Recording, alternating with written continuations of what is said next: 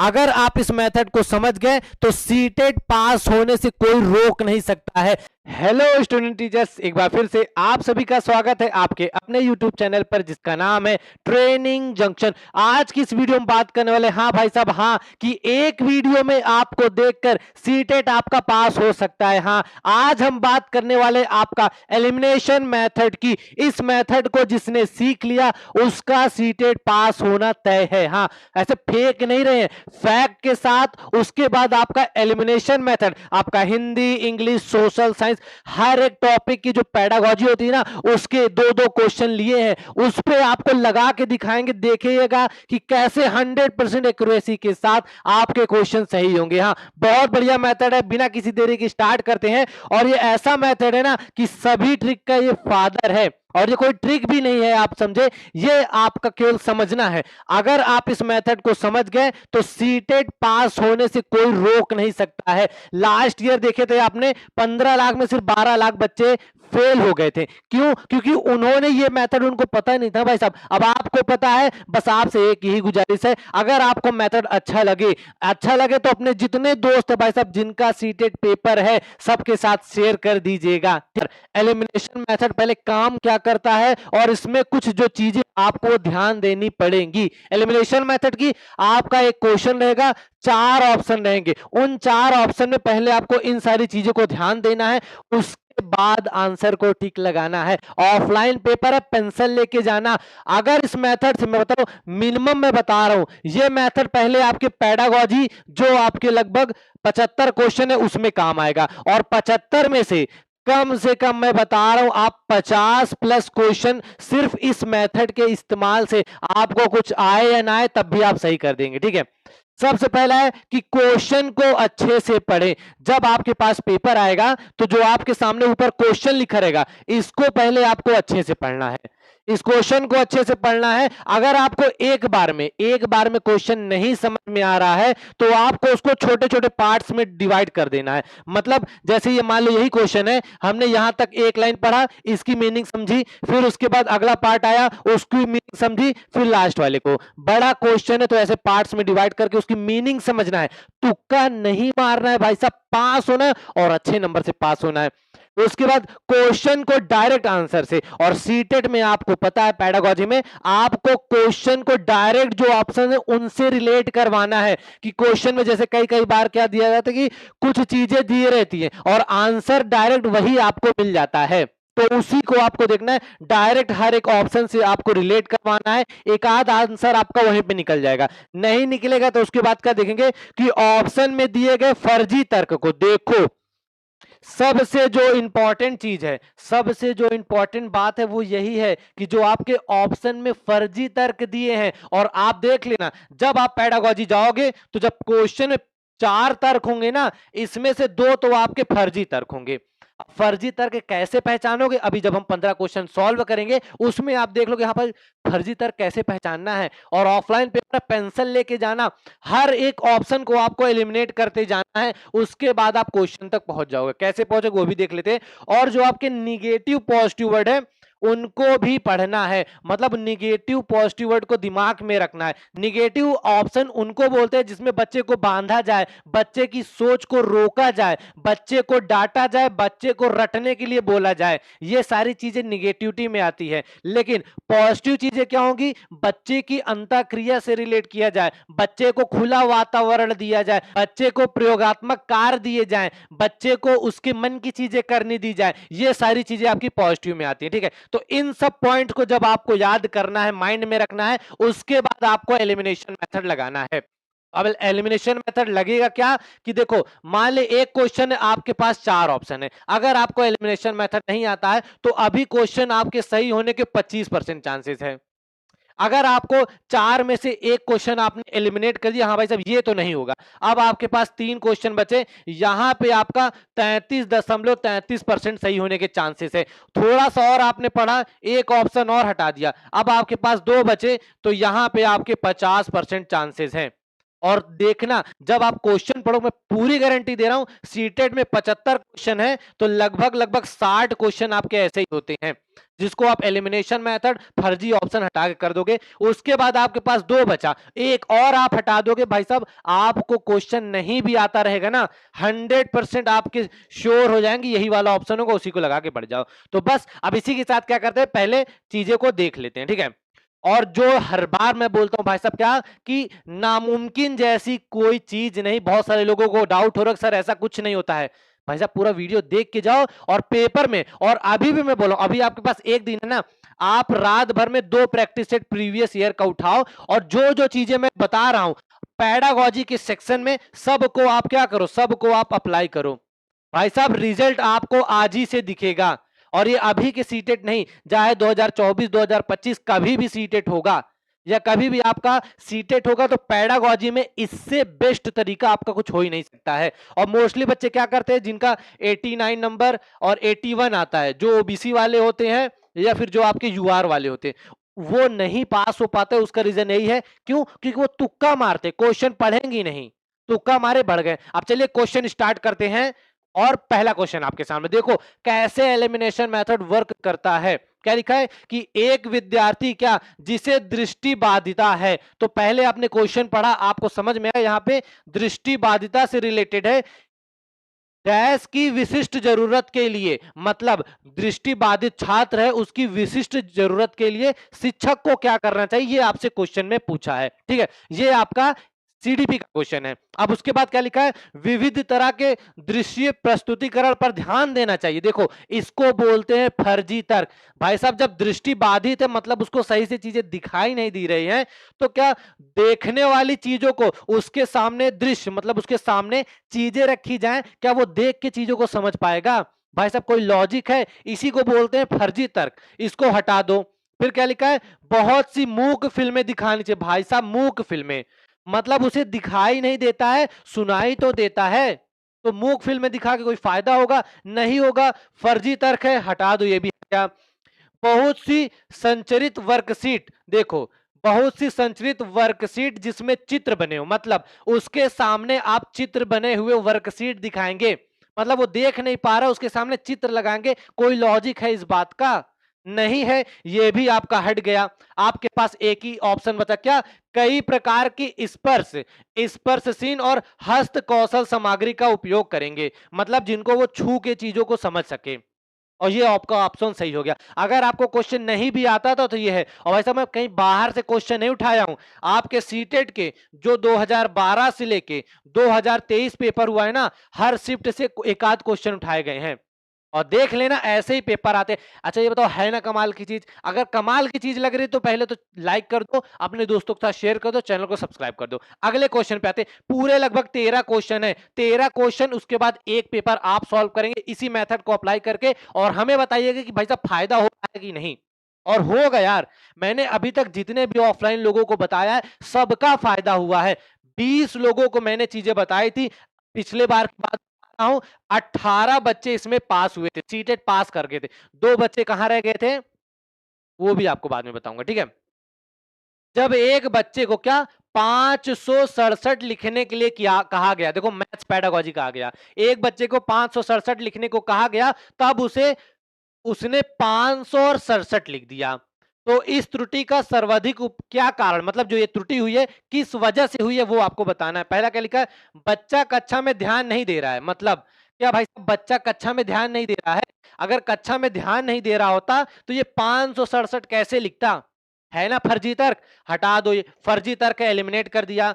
बच्चा एक, और उसके बाद क्या लिखा है, बच्चा केवल 2 अंकी संख्याएं पहचानता है। भाई साहब क्या आप इस तर्क के आधार पर ये बोल सकते हैं, अगर कोई स्टेटमेंट दिया है तो आप क्लियर नहीं बोल सकते हैं क्या, कि बच्चा केवल, और हमेशा याद रखना जिन शब्दों के साथ केवल लगा रहेगा उसको आप पहले ही हटा देना। केवल एकदम निगेटिव वर्ड होता है, ठीक है, आप किसी को फिक्स नहीं बोल सकते हैं। फिर क्या लिखा है, स्थानीय मान की अवधारणा पढ़ाने में शिक्षक की अक्षमता है। भाई साहब किसी बच्चे को नहीं समझ में आया है तो वहां टीचर की गलती थोड़ी ना है, हो सकता है कि बच्चे को उसका वो तरीका क्लियर ना हो, मतलब टीचर योग्य नहीं है, इसको हम थोड़ी ना बोल सकते हैं। तो देखो तीनों ऑप्शन आपके एलिमिनेट हो गए। अब आपके पास बचा क्या, बच्चा एक सतर्क श्रोता है, ये एकदम आप बोल सकते हैं। क्यों? क्योंकि बच्चा एक सतर्क अगर श्रोता ना होता तो भाई साहब 567 लिखने की कोशिश कहां से करता, वो कुछ और लिखता ना, 588, 487। किंतु स्थानीय मान, एकदम सही बात है, लेकिन उसको स्थानीय मान की अवधारणा नहीं आती। स्थानीय मान मतलब वो इकाई, दाही, सैकड़ा। देखो यहां से आपका सेकंड वाला ऑप्शन आ गया। इट्स वर्क यार, अगर आप प्रैक्टिस करोगे, एलिमिनेशन मेथड सीटेड पेडागोजी में वर्क करता है। और यहां नहीं, आप किसी भी पेपर में जाओगे, टीचिंग एग्जाम में हर जगह ये काम आएगा, चाहे बिहार शिक्षक हो चाहे कहीं भी। अपने विद्यार्थियों को कहानी सुनाने के बाद देखो, सबसे पहले क्या कर रही है, कहानी सुनाया जा रहा है, फ्लैश कार्ड देती हैं वह विद्यार्थी। देखो फ्लैश कार्ड होता है जिसमें चित्र बना, मतलब आप जो कहानी सुना रहे हो उसके हिसाब से उसमें चित्र बना रहता है। और इन्हें कहानी के क्रम में व्यवस्थित करो, रोजी किस कौशल का आकलन करें, मतलब छात्रों को पहले वो कहानी सुना रही हैं, फ्लैश कार्ड दे रहे हैं जिसमें चित्र बने हुए, और बोले कहानी के क्रम में आपको इसको बताना है, लिखना है। तो क्या ये पठन कर रही हैं? भाई साहब पठन का मतलब क्या, पढ़ाने से होता है, क्या बच्चों को पढ़ा रही हैं? पढ़ाने के कौशल का विकास थोड़ी ना हो रहा है। क्या श्रवण कौशल, क्या क्या सुनने के कौशल का विकास हो रहा है? अच्छा वाचन, क्या बच्चों को यहाँ पे कहीं भी देखो बोलने की बात कहेगी, भाई साहब तुम बोल के बताओ, फ्लैश कार्ड को खाली अरेंज करने की बात कहेगी तो वाचन तो होगा नहीं।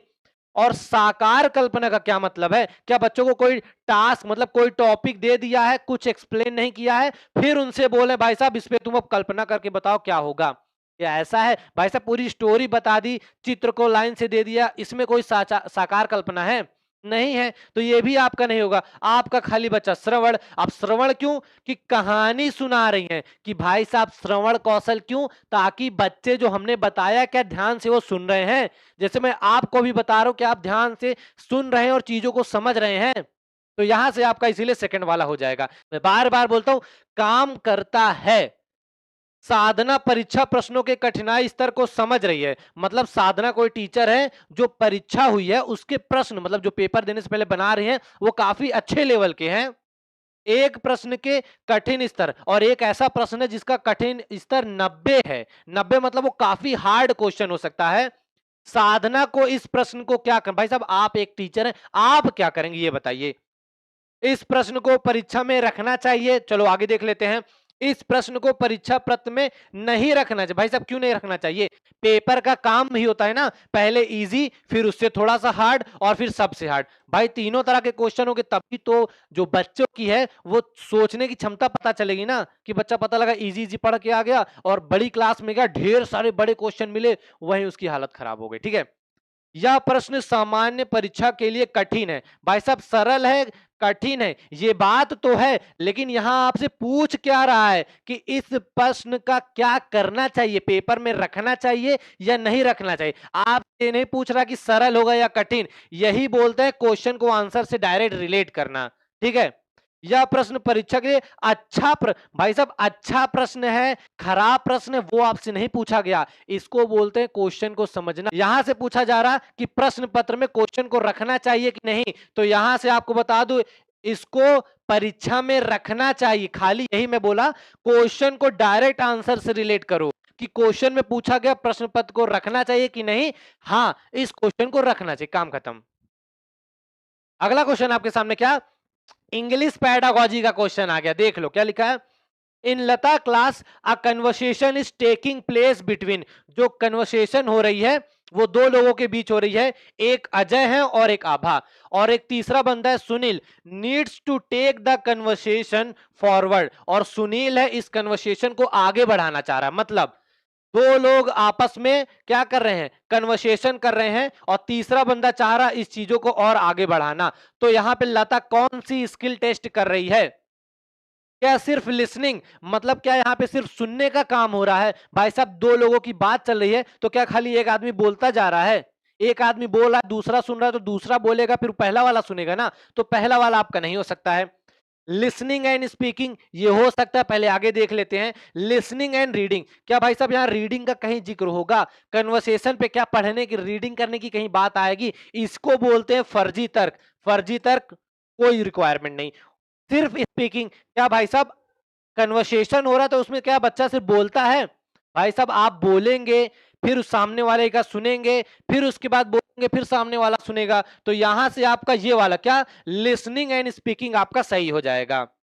ठीक है, अगला क्या है, फिर इंग्लिश पेडागोजी का। और मैं फिर से बोल रहा हूं भाई साहब, पूरा वीडियो देख के जाना, एक पेपर सॉल्व करके जाना सेम इसी मेथड से। फायदा ना हुआ तो आप कमेंट करके बताना कि सर बिल्कुल नहीं हुआ। होगा, चाहे आपका 20% फायदा हो, चाहे 70% हो, चाहे 100% हो, और 100% ज्यादा गारंटी है, एक दो पेपर लगा के जाएंगे पेपर में जाने से पहले। ठीक है, Neelam is planning a test for her student. Neelam अपने बच्चों के लिए टेस्ट प्लान कर रही है। She gave them a sentence, और वह उन्हें सेंटेंस दे रही है, अंडरलाइन कर रही पर्टिकुलर वर्ड को using multiple choice item. Multiple choice item कर रही है, wants them to choose the word which is antonym. देखो अब यहां पे आ गया क्वेश्चन, और कुछ नहीं देखना, इस क्वेश्चन में सिनोनिम्स एंटोनिम्स की बात की जा रही, और आपका वन वर्ड सब्स्टिट्यूशन किससे रिलेटेड है, वोकैबुलरी से। इसको बोलते हैं क्वेश्चन आंसर को डायरेक्ट रिलेट करना, यहां से आपका वोकैब, और कुछ देखना ही नहीं है। आगे बढ़ जाते हैं। अच्छा देखो, अब ईवीएस का प्रश्न आ गया, इसलिए बोलो कोई ये नहीं बोलेगा सर इसका प्रश्न है, लेकिन हाँ संस्कृत का ऐड नहीं है। और बहुत सारा अब कमेंट आ गया, सर संस्कृत का कहे नहीं ऐड किए। भाई साहब तब इसमें काम आ रहा आपका, उसमें तो काम आएगा। कक्षा में ईवीएस विषय का संपादन करते समय शिक्षक को निम्नलिखित में से किन चीजों से बचना चाहिए। मतलब ईवीएस की कक्षा पढ़ाते समय शिक्षक को किन चीजों से बचना चाहिए। छात्रों को प्रश्न पूछने के लिए हतोत्साहित करना चाहिए। देखो भूमिका निभाने में, जब बच्चों को भूमिका निभाने की बात कही जाएगी तो भाई साहब बच्चे ज्यादा सीखेंगे ना, तो ये तो आपका पॉजिटिव पॉइंट है, तो ये नहीं हो सकता है। कठपुतलियों का उपयोग, ये भी बच्चों को सीखने में बहुत आसान करेगा, ये भी नहीं हो सकता है। समूह कार्य, भाई साहब बच्चों को जब समूह कार्य देंगे बच्चा अच्छी तरीके से सीखेगा। लेकिन एक क्लास में आपको क्या करना है, बच्चों को हतोत्साहित नहीं करना है।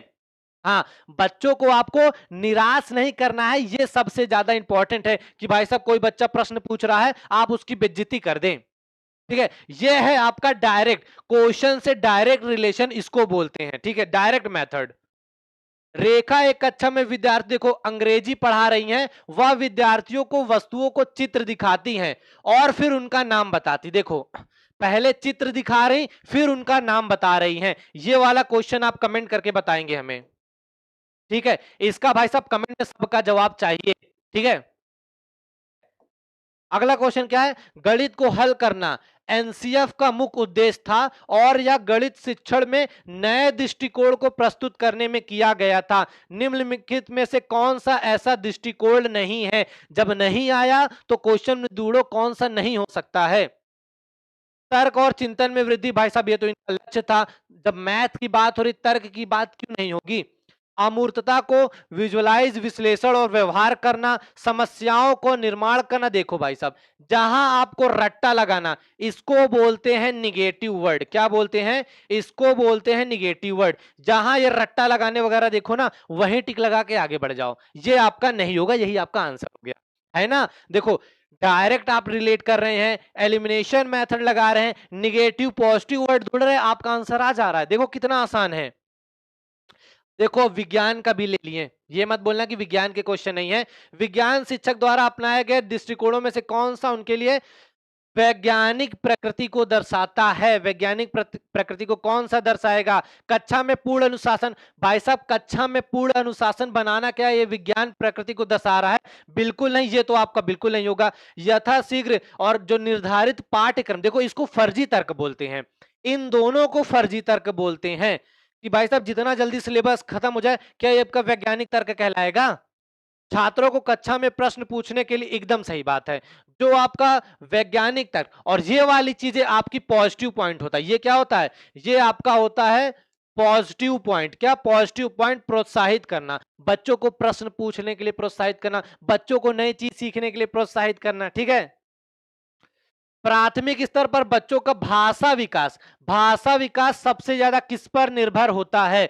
भाषा विकास, भाई साहब भाषा विकास सबसे ज्यादा किस पर निर्भर होगा, वो पहले आपको देखना। ऐसा परिवेश जहां बालक को देखो एकदम सही बात, यहां पे देखो आपका पॉजिटिव पॉइंट क्या दिखा, आपका दिखा अंतःक्रिया। जहां पे आपको बालक को अंतःक्रिया करने का मौका मिलेगा, बालक वहां पे सबसे ज्यादा सीखेगा। ठीक है, बाकी तीन देख लो तो दृश्य श्रव्य साधनों से क्या खाली देख के सुन के बच्चा भाषा का प्रयोग कर पाएगा? भाषा प्रयोग करना मतलब अपनी भाषा को अंदर से निकालना, जो आपके शब्द है उनको बाहर निकालना। तो यहां तक आपके देखो प्रश्न खत्म हो। कितना गजब का मेथड था। मैं आपसे फिर से बोल रहा हूं, एक ही आपसे गुजारिश है कि इस वीडियो को जैसे जब भी आप देखो, आज सुबह दोपहर रात, इसके बाद आप कम से कम एक पेपर प्रीवियस ईयर का उठाना, 150 क्वेश्चन का। उसमें आपके जो 75 क्वेश्चन पेडागोजी के हैं और सीडीपी में तो भाई साहब 30 के 30 हो, उसमें इन तर्क को लगाने की कोशिश करना। जो तरीका बताए हैं भाई साहब, प्रैक्टिस एक बार मेरे लिए आप करके जाना। फिर जब आप कल सीटेट का पेपर देके जाओगे ना, सिर्फ इन्हीं तर्क को, क्वेश्चन को पढ़ के रिलेट करके एलिमिनेशन मेथड लगा के बड़े आराम से आप 120 प्लस नंबर स्कोर कर सकेंगे। और ये आपका टेलीग्राम चैनल है, इसको भी आपको सब्सक्राइब करना है, ज्वाइन कर लेना है। और कल आपका पेपर है, देखो यार, उसके लिए ऑल द बेस्ट। और आपसे सिर्फ एक ही गुजारिश है, क्या कि अपने ज्यादा से ज्यादा दोस्तों तक इसको पहुंचा दीजिए जो सीटेट की तैयारी कर रहे हैं। क्यों? क्योंकि हमारा सिर्फ एक ही लक्ष्य, क्या कि कोई भी बच्चा सीटेट में फेल ना हो। क्योंकि हर साल 1 नंबर 2 नंबर से बहुत सारे बच्चे फेल होते हैं, तो वो हम बिल्कुल नहीं चाहते। बच्चे सीटेट आराम से पास करें, फिर जो उनकी सुपर टेट टीचिंग वैकेंसीज आती है वहां पे तैयारी कर, अपने लिए एक सीट फिक्स कर ले। और ऐसे ही महत्वपूर्ण वीडियो, और आप DSSB और यूपी सुपर टेट की तैयारी करना चाहते हैं तो अपने चैनल ट्रेनिंग जंक्शन को सब्सक्राइब करना मत भूलिएगा।